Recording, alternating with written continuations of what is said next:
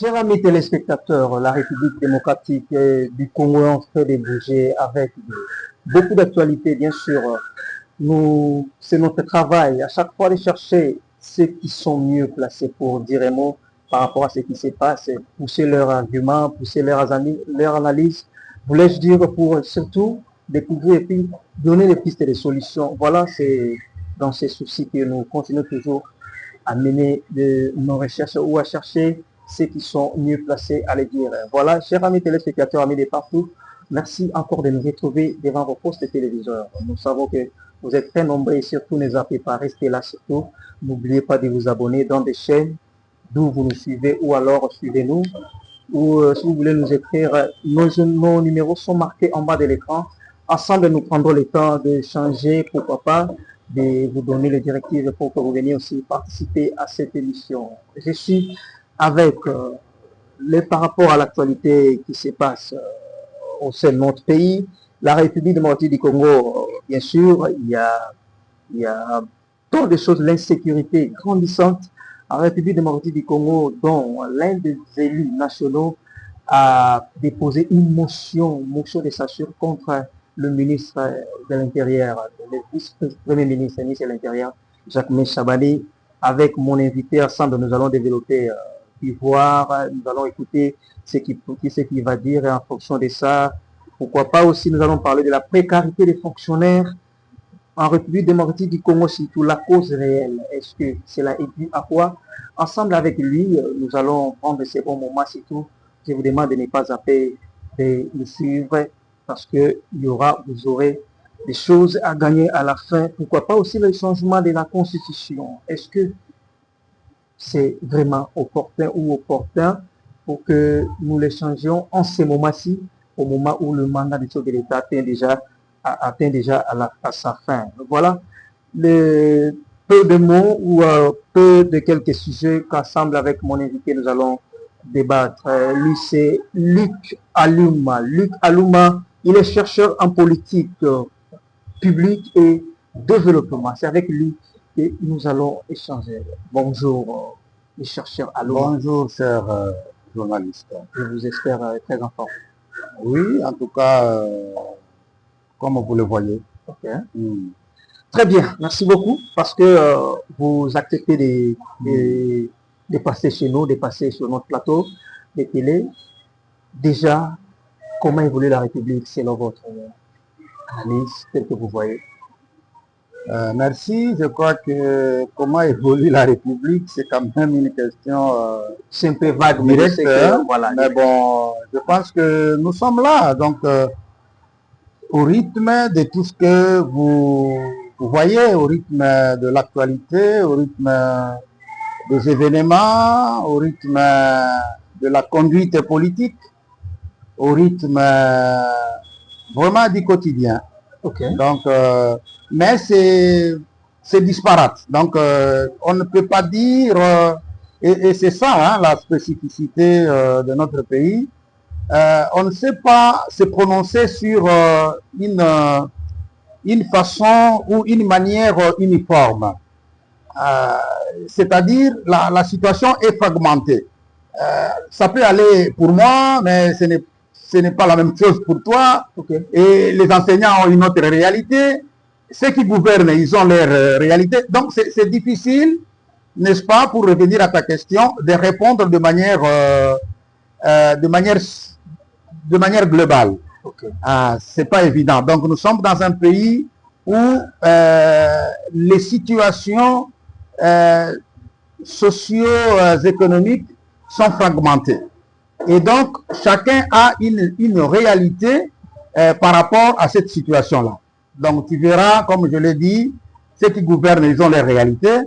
Et d'ailleurs, et très souvent, vous verrez que quand vous posez la question à ce niveau-là, il y a des réponses, parfois qui ne cadrent pas avec la réalité. Chacun répond à sa manière. Il y a aussi la population qui s'exprime à sa manière. Okay. Nous ne disons pas que tout ce que dit la population est rationnel, mais c'est un langage, si vous voulez. Okay. Et donc, vous avez une situation fragmentée où chaque groupe social, où chaque entité, si vous voulez, a une réalité propre. Et là, j'allais même oublier de distinguer les milieux ruraux et ceux qui sont en ville. Vous voyez, donc, si je vous dis que voilà, tout va bien ou ceci, cela, ce ne serait pas vrai parce que il faut considérer le pays dans son ensemble. Or, ici, nous vivons un peu comme sous forme des îlots. Hein? Donc, ceux qui sont en milieu ruraux, ils ont une vie qui n'a rien à voir avec ce que nous menons ici. Et c'est vraiment comme ça. La vie que les gens mènent à l'Est et celle qui est menée à Kinshasa, c'est tout à fait différent. Tout à fait différent. Même moi, j'ai été au Katanga, mais la manière dont vivent les gens là-bas et ici, c'est tout à fait aussi différente. Donc, nous sommes là, dans notre réalité fragmentée. Est-ce qu'on peut dire, vous, en tant que chercheur, on peut dire que le savoir scientifique aujourd'hui, vous, en tant que chercheur, parce que vous êtes un peu beaucoup plus du côté scientifique que je vous ai connu, continue à cesser d'orienter la vie sociétale aujourd'hui? Parce que... Très belle question, mais les savoirs, à ce que je sache, mais les savoirs est porté par rapport à notre politique d'aujourd'hui. Oui, mais le savoir, lui, est porté par une élite. C'est ce qu'il faut comprendre. Vous voyez, et donc, le savoir, voilà une question qu'il faut encore bien recadrer, parce que ce n'est pas le savoir en tant que tel qui oriente. Le savoir scientifique, j'ai bien précisé. Tout à fait. Oui. C'est pas le savoir scientifique en tant que tel qui peut se permettre cela. Ce sont les individus qui portent ce savoir. Voilà la nuance qui est très capitale à faire à ce niveau-là. Donc, le problème n'est pas le savoir scientifique, mais ceux qui portent ce savoir-là, c'est à ce niveau-là qu'il faut poser la question si effectivement et arrive à employer cette connaissance pour justement le bien-être de la société. En les observant, vous en tant que scientifique, vous personnellement, scientifique chercheur, qu'est-ce que vous en dites? Vous voyez qu'il les porte mieux ou c'est comment? Bon, je crois que là, la question c'est précise. Bon, il faut savoir qu'il y a toujours une part de choses. Hein. Les savoirs peut être portés, mais avec quel profil de personnes. Et ça, c'est très capital. Ceux qui portent ces savoirs-là ont quelle éthique, par exemple? Ils ont quelle morale? Ils ont quelle élévation spirituelle? Donc, il y a tout ça. Parce que pour que l'homme arrive à implémenter voilà ce que veut le savoir scientifique, il faut que l'homme soit une de base. Oui. Donc, le savoir dont vous parlez doit être forgé sur une base qui est là, qui reçoit ça, pour que cette base, c'est comme une terre fertile, qui va féconder, n'est-ce pas, le savoir, en fait, que cela puisse porter des fruits. Et donc, le problème maintenant est à ce niveau-là. Est-ce que bon, moi je vous répondrai, c'est vrai, oui. Philosophiquement, j'aime comme ça parce que nous sommes dans un monde philosophique. Et donc, je peux répondre à cette question par contrario. C'est-à-dire, non, il ne faut pas me demander de cette façon-là. Il faut toujours voir les choses dans leur finalité ou dans la réalité des choses ou, si vous voulez, dans les résultats que produisent les choses. Et donc, nous avons quels résultats? Nous avons quelle société? C'est ça le problème. Donc, si la société ne va pas bien, cela veut dire que ceux qui sont censés donc, vous dites que la société ne va pas bien, c'est ça. Mais si la société ne va pas bien, non, ça... Ces constats-là, c'est pas vraiment à moi de le faire. Mais moi, la question que vous posée, ça veut dire que justement, vous pouvez avoir votre propre analyse. En tout cas, ça n'a rien à voir avec les autres. Hein. Ce sont ces analyses à lui. Parce que donc, si la société ne va pas bien, ça veut dire que quelque part, ceux qui sont censés rendre le bien ou faire que la société aille bien, quelque part, ils ont failli. Donc le problème, il est à ce niveau-là. Donc, alors s'ils ont failli, c'est pourquoi. Alors il faut chercher les causes au niveau de sous-bassement, comme je venais de dire. Pas nécessairement savoir scientifique, mais ce savoir-là est venu s'incruster dans quel corps? Voilà, dans quel corps? Quel est le corps qui a porté ces savoirs? Alors si c'est un corps malade, vous voyez, donc si c'est un corps malade, quoi que le corps puisse manger, ça n'aura pas d'effet. Donc quelque part, il y a une dérégulation qui fait que la digestion ne va pas se faire comme il se doit, parce que justement, il y a quelques organes qui sont défectueux. Vous voyez, donc c'est vraiment cette métaphore hein, que je voulais vraiment mettre à la portée de vous et de ceux qui nous suivent. Merci beaucoup. Je rappelle que nous sommes avec M. Luc Alouma. Il est le chercheur en politique publique et développement, pourquoi pas. Mais par rapport à la situation d'aujourd'hui, l'émission est bilingue, je précise, l'émission dans l'anglais et appelle en français. En tout cas, sentez-vous à l'aise. Vous avez vous avez la ligne français, l'ingala aussi vous maîtrisez mieux. Par rapport à la situation en Bokalelo, M. Luc, l'insécurité est grandissante. Quand je dis grandissante, je n'ai même pas approuvé parce qu'aujourd'hui, là, on peut confirmer qu'il y a des enlèvements partout. Il y a des braquages en pleine journée. Et il y a eu même une motion déposée par un élu de Tchopo. Et aujourd'hui, il s'est dit qu'il est menacé par son propre parti politique, son cas politique, parce qu'il a déposé une motion contre un ministre qui lui traite d'incompétent. Vous aussi, selon vous, parce que vous êtes Congolais, Chinois aussi, est-ce qu'il a raison ou pas par rapport à la réalité que nous vivons? Bon, il y a peut-être des volets hein, que je suis en train de voir surgir hein, dans ta question ou dans ton interrogation.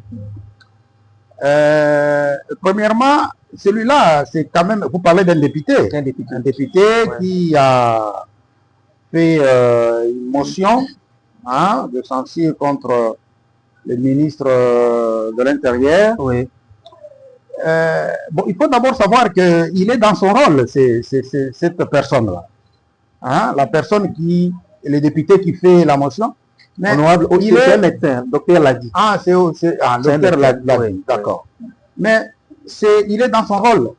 Il est dans le rôle d'un député, un député. Bon, si on doit interdire à un député de parler, maintenant, moi, je me demande, quel est le rôle alors du député? Vous voyez, donc, il y a des choses, nous devons bien nous interroger quand même, hein, quand elles sont là. Bon, aller jusqu'à interdire une voix dissident ou dissonante, je pense que ce n'est pas démocratique. Hein. Nous sommes un pays qui s'appelle démocratique. Nous devons savoir à quoi rime la démocratie.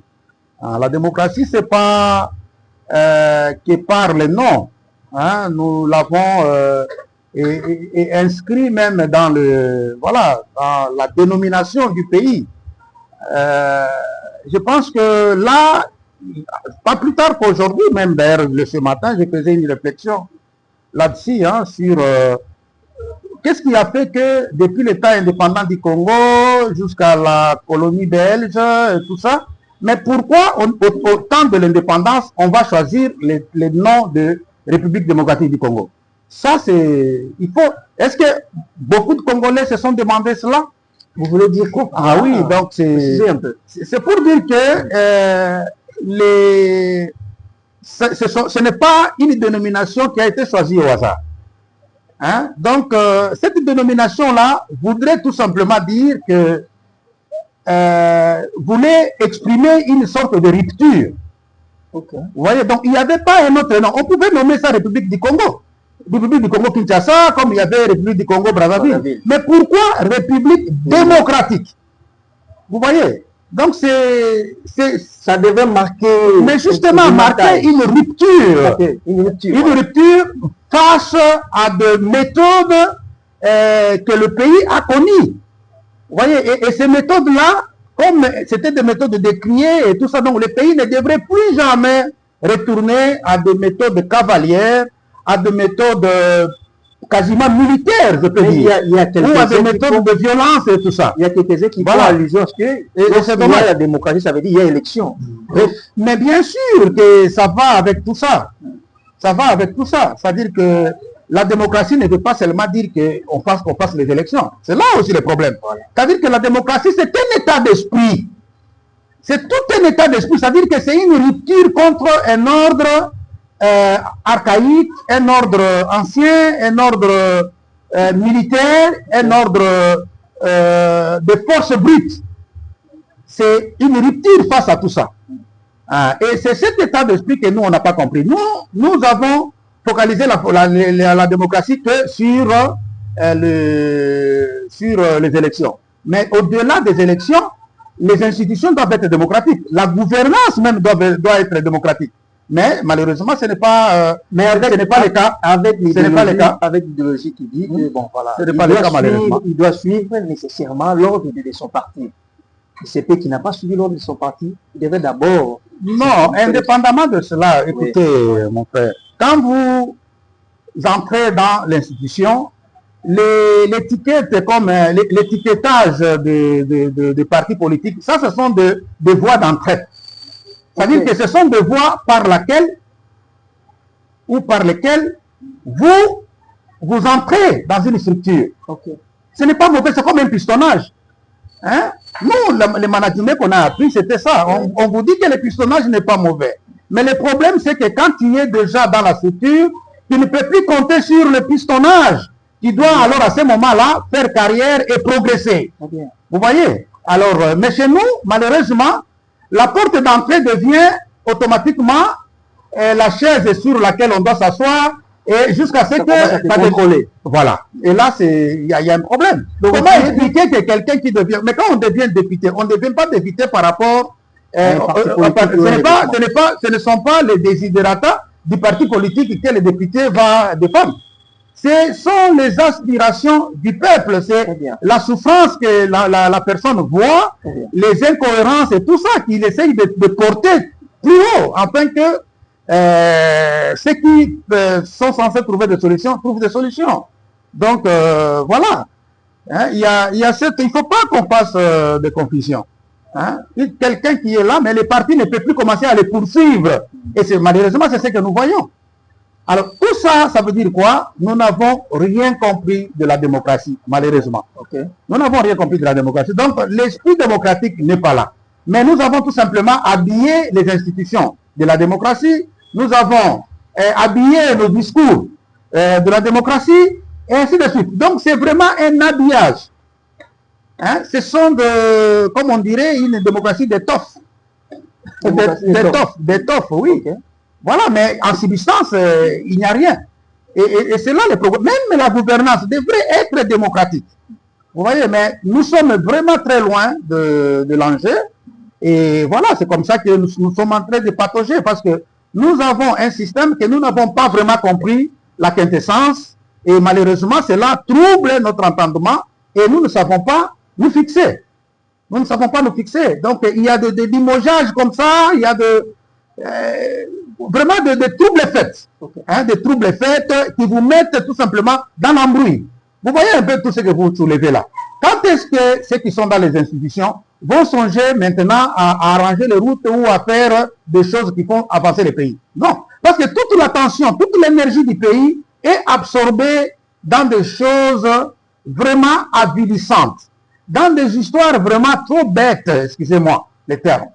Mais lorsque votre attention, votre énergie va se focaliser dans bon, alors dites-moi, beaucoup de énergie, wapi, il y a pour ça, parce que le développement, c'est énergie et belé.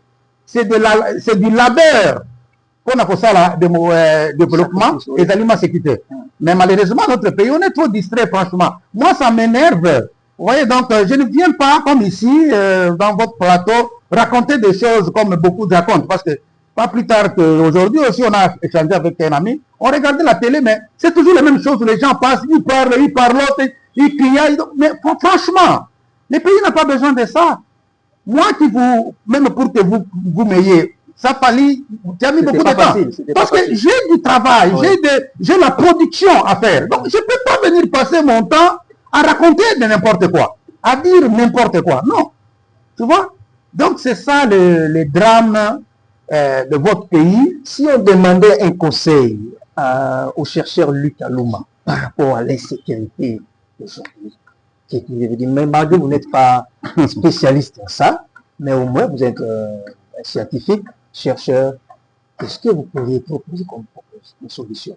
Oui, mais tout est fonction de la politique. Il y a, il y a une politique publique bien pensée, bien réfléchie, peut effectivement arriver à mettre un terme, ou si pas de manière catégorique, mais au moins juguler l'insécurité.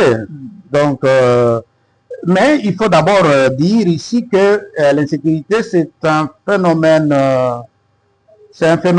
urbain. Ok. C'est un phénomène urbain. Et dans des milieux urbains, comme celui ou ceux de Kinshasa, on ne peut pas s'étonner de ces phénomènes. Donc c'est vraiment une conséquence logique. C'est une conséquence logique. Logique de l'état urbain. De l'état urbain. Là, vous voulez vous dire que à la mégestion? Non, là, il y a beaucoup de choses. Il y a beaucoup de choses. Il y a par exemple, si vous voulez, il y a la pression démographique qui est vraiment au comble. Vous avez une pression démographique énorme. La ville est vraiment bondée de personnes et de personnes qui n'apportent rien dans cette ville. Et c'est ça qui est un peu... Or, la ville, dans sa logique première, ne peut recevoir que de personnes qui sont utiles, hein, à la ville. Hein, des personnes qui contribuent à quelque chose. Parce que sinon, alors il faut rester dans un autre milieu. Mais tout le monde se voit ici. Voilà, et c'est ça le paradoxe. Donc le milieu urbain est devenu comme un dépotoir, un fourre-tout, où, voilà, où nous regorgeons plus de 95% de la population qui est là pour ne rien faire. Pour ne rien faire. Mais bon, c'est l'abandon justement des politiques publiques. Parce que l'erreur que nous commettons ici, c'est de penser que lorsque nous prenons des millions et tout ça, et que nous investissons en ville pour faire des routes ou faire de ceci ou cela, que c'est ça aider le pays à avancer, mais nous commettons une grosse erreur. Le problème, c'est qu'il faut commencer par les milieux intérieurs. Il faut commencer par l'arrière-pays. Et quand vous mettez autant d'investissements à l'intérieur, cela vous permet de stabiliser la population rurale. Et lorsque la population rurale trouve une stabilité, et je vous jure, ça c'est déjà, le pays est sur les bases du développement. Okay. Vous voyez? Donc, malheureusement, ceux qui chantent le développement ici, mais ils ne comprennent pas ce que c'est. Vous ne pouvez pas faire un développement pendant que 90% des ressources ou des investissements se concentrent dans la ville. Hein? Quelque part, je crois que même pour payer les fonctionnaires et tout ça, on a entendu dire que la concentration, c'est ici à Kinshasa. Oui. Donc, pratiquement 80 ou 70%, je ne sais plus, hein, que le ministre disait, non, ces salaires-là tournent ici à Kinshasa. Vous voyez, ça, ce sont de mécanismes, générateurs de pauvreté, ce sont des mécanismes générateurs de blocus. C'est ça qui nous bloque. Il y a des arriérés. C'est ça qui nous bloque. Tout ça, c'est à cause de ça. Ouais. C'est ça le problème. Vous dites? Il y a précarité des fonctionnaires. C'est-à-dire que les fonctionnaires, il y a des arriérés dans les provinces. Oui, les fonctionnaires ne peuvent que être les premiers victimes. Les premières victimes parce que, bon, c'est la catégorie la plus fragile. Parce que, ils sont là, ils travaillent, surtout les enseignants d'abord, si je ne peux citer que ceux-là. Ouais. dites-moi un enseignant vis-à-vis des enfants, des primaires, tout ça, il ne sait même pas, il n'a pas une corruption à faire à ce niveau-là. C'est-à-dire que c'est impossible pour lui d'essayer de vivre autrement que par son salaire. C'est ça le comble ou la réalité des enseignants. Bon, puisque c'est le cas, et surtout que quand on enseigne, on a besoin d'un modèle et tout ça, et même si on n'est pas bien payé, on ne peut pas montrer de la corruption auprès des enfants parce que ça fait partie de... Hein, ça risque de diminuer l'éthique de l'enseignant. Donc, c'est vraiment la catégorie la plus vulnérable qui est là. Il y a un enseignant a une famille, tout ça, mais au finish, d'abord, ce qui lui est payé n'est pas de nature à lui permettre de nouer les deux bouts du mois. Et ça, là, c'est déjà les premiers malaises. Mais l'argument selon lequel... Malheureusement, oui. Autant que cela n'est pas très suffisant, mais c'est instable en plus. Vous voyez, c'est instable, donc c'est rentré dans un environnement d'instabilité macroéconomique. Et ce qui fait que il ne reçoit pas régulièrement ces pauvres salaires. Il ne les reçoit pas non plus régulièrement. Alors, c'est quoi la conséquence? Bon, la conséquence, elle est, comme vous l'avez dit, enseigné. Voilà. Donc, si on me dit que certains grincent les dents ou pleurent ou ils sont dans de... Mais en réalité, c'est la détresse, on peut dire. Donc, le pays est dans la détresse sociale et économique. Donc, on est dans la situation de détresse et c'est malheureux. Mais si il y a les uns qui poussent l'argument selon lequel l'argent est souvent allé à l'Est pour soutenir la défense, pour soutenir les militaires, est-ce que cet argument... Non, ça ne peut pas être vrai parce que la guerre n'a pas commencé aujourd'hui. C'est les mêmes fonctionnaires, ce sont les mêmes fonctionnaires qu'on payait les mois passés et les années passées. Et d'ailleurs, à ce moment-là, la guerre était à son comble, la guerre était très forte. Ce n'est pas maintenant. Maintenant, la guerre est, si vous voulez, sous cessez-le-feu. Vous voyez, on est sous cessez-le-feu. Il n'y a pas de... Non, toutes les troupes sont... Bien sûr que qui veut la paix se prépare la guerre. Oui, nous devons nous préparer peut-être en coulisses, mais je pense que se préparer, les moyens de se préparer pour la guerre et les moyens de faire la guerre, c'est quand même deux moyens différents. Oui. On ne peut pas dire que ce sont les mêmes moyens. C'est-à-dire que si on mobilisait 1 million hier pour la guerre, mais maintenant qu'on se prépare pour conserver notre souveraineté et tout ça, ça ne ferait pas le même montant. Ça peut faire un peu moins, parce que là, on se prépare. Donc, vous comprenez un peu la nuance. Très bien. Alors, ce qui fait que ça ne peut pas être vrai, cet argument. Le vrai problème, il est dans l'instabilité, effectivement, qui s'est installée. Malheureusement, de manière pérenne. Alors, cette instabilité vient d'où? En tout cas, c'est vrai que le pays connaît des difficultés. Notre pays, nous savons comment il est, nous savons nos fragilités, hein, économiques, sociales, industrie, tout ça, nous savons toutes ces fragilités-là. Et nous savons aussi que nous sommes dépendants de l'extérieur et tout ça. Mais les problèmes, c'est que cela a été amplifié quelque part. Donc, il y a eu des mesures qui ont amplifié, ont amplifié cette réalité. Quand je dis nous les Congolais, qui ont amplifié, et notamment la question qui touche la monnaie. Okay. Oui. Nous avons touché là où il ne fallait pas, et nous avons touché de la mauvaise manière. Et donc, il faut se préparer à l'impact. Ce sont des conséquences. Il faut se préparer à l'impact, oui. Donc, il y a, au lieu de laisser le mécanisme se définir, hein, tel que, c'est comme de l'eau qui coule. C'est ça, l'économie est comme ça. Vous ne pouvez pas faire contre-courant. Oui. Mais si vous osez faire contre-courant, vous allez souffrir pour rien. Pour rien. L'eau, il faut suivre l'eau. dans sa canalisation. Ok.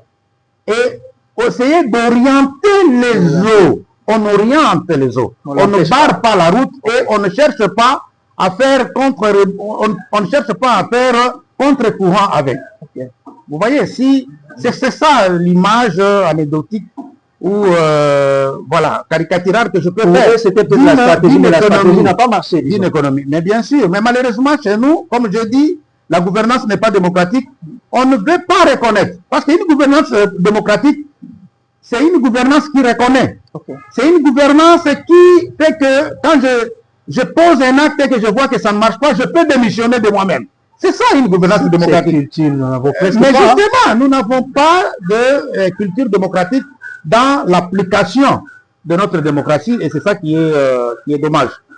Et c'est ça, ce qui pousse les gens à écouter les autres. C'est-à-dire que je peux prendre une mesure, mais je prends le temps d'écouter aussi les autres. Okay. Parce que quand il y a des scientifiques qui parlent tout autour, mais ils ne parlent pas pour eux-mêmes ou pour le plaisir. Quelque part, c'est parce qu'ils apportent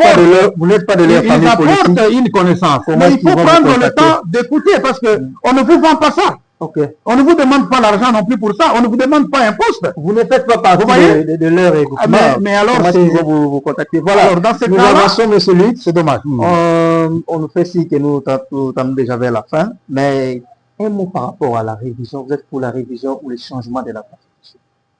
Luc Alouma est pour la révision ou le changement de la Constitution? Moi, pour dire vrai, je ne suis pas juriste, mais ce que je sais faire, ou ce que je suis, comme tu l'as bien répété ici, je suis chercheur en politique publique, où je me sens bien à l'aise. C'est vrai que la Constitution, c'est aussi une politique publique. C'est comme ça que oui, on peut peut-être placer un mot, mais pas vraiment en profondeur. Mais j'ai essayé d'écouter plusieurs personnes et personnalités sur le sujet. Alors moi je pense avec humilité, avec humilité, il est mieux d'écouter des sons de cloche de part et d'autre et se faire une idée. Ici je peux rappeler les sons de cloche qui est venu de chez professeur Bongongo, Michel. Le prof Michel Bongongo qui l'a dit très clairement. Parce que selon lui, il dit que la révision n'est pas le changement, mais la révision peut avoir lié, il ne refuse pas, mais le problème c'est qu'on ne peut pas placer ça avant. Il faut d'abord qu'il y ait un dialogue qui essaye de résoudre un certain nombre de problèmes que nous avons, et après ce dialogue, c'est comme ça que nous pouvons envisager une révision constitutionnelle. Donc vous êtes nécessaire. Si je comprends bien, vous êtes pour la révision, mais avant de réviser, il faut passer d'abord par le dialogue. Je vous ai dit que c'est l'opinion du prof Michel Bongongo. Donc vous avez apprécié. Voilà, parce que la science c'est ça.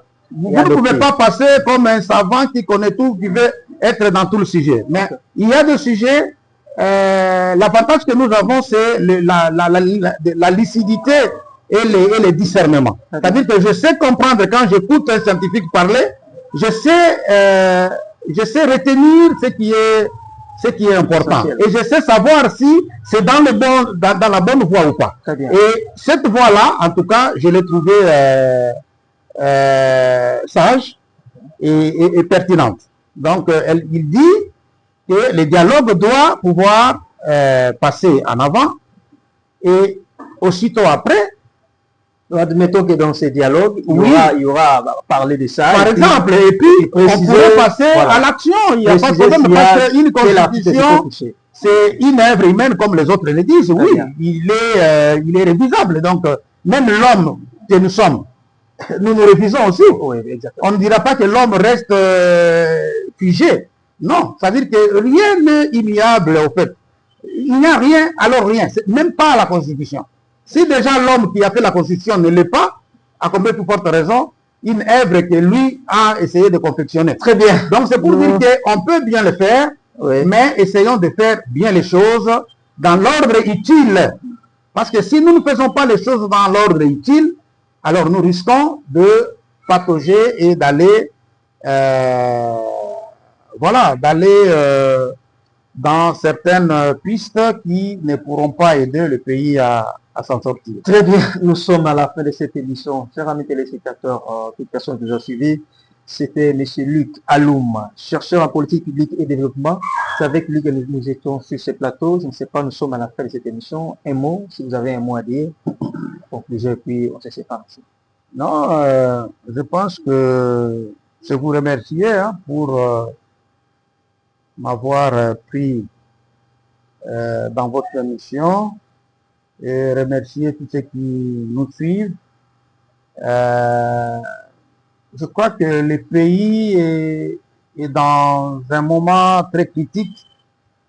Il ne faut pas se médire ou il ne faut pas perdre de vie. Le pays est vraiment dans un moment très critique. Très, très critique. Et je dirais même que nous n'avons pas connu des moments aussi graves comme ce moment-ci. Aujourd'hui. C'est un moment, il y a beaucoup de tensions, il y a beaucoup de pression de part et d'autre, mais je recommande la lucidité. Je recommande la lucidité. Je recommande aux uns et aux autres la paix du cœur d'abord. Vous savez, quand vous n'avez pas la paix dans votre cœur, vous risquez de faire n'importe quoi. Donc, ayez chacun d'abord la paix de Dieu, la paix du cœur d'abord. Je ne parle pas de la paix à l'Est et tout ça, mais d'abord, nous devons d'abord arracher la paix à nous. Et si nous sommes dans cet état de paix intérieure, oui, nous pouvons, il est facile d'agir en toute lucidité. Okay. Vous voyez, mais là, je sens que dans plusieurs cœurs, il y a beaucoup de pesanteur, il y a beaucoup de souffrance. Et même ceux qui sont au pouvoir souffrent, ne vous en faites pas. C'est vrai. Oui, ils souffrent d'ailleurs beaucoup plus que peut-être ceux qui sont à l'opposition ou je ne sais pas où. Donc, et ils sont d'ailleurs en train de plus souffrir parce que... En quoi réfléchir? Mais justement, parce que voir tout ce qui vient à gauche, à droite, comme flèche, comme ceci ou comme cela, c'est pas facile. Ce sont des humains, donc ils souffrent d'ailleurs plus. Alors, et ceux qui sont de l'autre côté, voilà, parfois avec un air colérique, ils arrivent à agir un peu par colère ou par ceci. Donc, toutes ces émotions-là risquent de nous mener sur des horizons qui ne sont pas très bons. Alors, ce qu'il faut, je recommande vraiment de la lucidité, que tout le monde essaye un peu de calmer le jeu et de rentrer d'abord dans chaque intérieur. Et voilà, parce qu'à ce moment-là, on peut bien penser, on peut bien raisonner et on peut proposer ce qu'il faut, au lieu de le faire peut-être sous précipitation ou sous pression. Là, il n'est pas possible que nous puissions arriver à de bonnes solutions. Calmons nos cœurs et essayons de puiser à l'intérieur de nous ce qui est bien pour justement mettre à la disposition du pays. Et je recommande pour finir l'unité. Les gens doivent s'unir. Vous voyez? Il faut s'unir. Il ne faut pas faire des exclusions inutiles. Personne ne gagne avec toutes ces divisions-là. Le fait de dire non, ça c'est notre chose, c'est nous qui sommes là, c'est à nous de faire, ce n'est pas ça. D'ailleurs, si un bon management, c'est un management qui fait faire les choses. Vous voyez, si vous avez un management, vous pouvez utiliser ces gens qui sont tous ceux qui sont dans l'opposition et tout ça. Mais ce sont des main-d'œuvre utiles. Donc, c'est des gens qui peuvent faire des choses qui sont orientés et guidés par ceux qui sont aussi au pouvoir. Ça peut marcher aussi. Okay. Vous voyez, donc il faut unir le pays. Le pays est tellement vaste, on a des fonctions de partout. Il y a des milliers et des milliers de fonctions politiques. Il y en a. Ce qui fait que si, avec lucidité, on peut arriver à caser tout le monde, tout celui qui voudrait, et tout ça, de manière tout à fait rationnelle, et permettre à ce que tout le monde soit là et que nous puissions avancer. Merci beaucoup, M. Luc. C'était M. Luc Alouma. Luc Alouma, il est chercheur en politique publique et développement. C'est avec lui que nous avons pris quelques minutes devant vos postes téléviseurs. Merci à tous ceux qui nous ont suivis. Si vous voulez participer à cette émission, contactez-nous dans le numéro qui est marqué en bas de l'écran. Nous passons jusque-là sur deux chaînes locales, disons, TNT, et puis sur YouTube, là où vous nous suivez, abonnez-vous surtout. Appelez-nous à ce numéro qui est marqué en bas de l'écran et puis vous aurez le temps de participer. On se voit très prochainement.